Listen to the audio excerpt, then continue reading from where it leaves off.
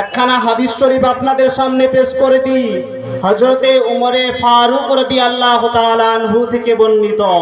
তিনি বলেন, নবী করিম সাল্লাল্লাহু তাআলা আলাইহি ওয়াসাল্লাম ইরশাদ করেন যে যে ব্যক্তি নামাজের মধ্যে নবী করিম সাল্লাল্লাহু তাআলা আলাইহি ওয়াসাল্লামের প্রতি দরুদ শরীফ পাঠ করলো না, যেই দোয়ার মধ্যে নবী করিম সাল্লাল্লাহু তাআলা আলাইহি ওয়াসাল্লামের প্রতি দরুদ শরীফ পাঠ করা হলো না, সেই দোয়া আসমান এবং জমিনের মধ্যে ঝুলতে থাকলো। বলুন সুবহানাল্লাহ।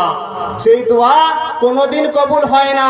বিরাদরানে মিল্লাতে ইসলামিয়া হযরতে ফুলাদা বিন আবিদ রাদিয়াল্লাহু তাআলা আনহু থেকে বর্ণিত, তিনি বলেন, নবী করিম সাল্লাল্লাহু তাআলা আলাইহি ওয়াসাল্লাম একদিন মসজিদে নববীর মধ্যে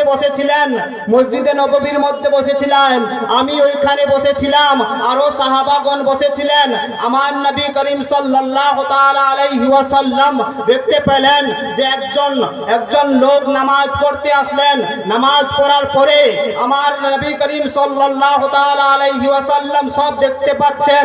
নামাজ পড়ার পরে নামাজ যখনই পড়ে নিল, তিনি আল্লাহ তাআলার কাছে দোয়া করছেন, ওগো আল্লাহ তাআলা, তুমি আমার উপর রহম করো, তুমি আমার বাড়িতে বরকত দাও, তুমি আমাকে ভালো রাখো, তুমি আমাকে সুস্থ রাখো।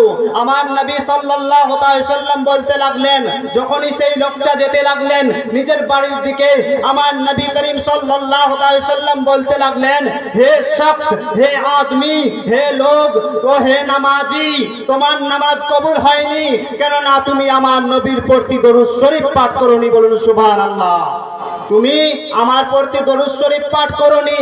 এই থেকে বোঝা গেল যে আমার নবী সাল্লাল্লাহু তাআলা আলাইহি ওয়াসাল্লামের উপর দরুদ শরীফ পাঠ করা হচ্ছে উত্তম ইবাদত। বলুন সুবহানাল্লাহ।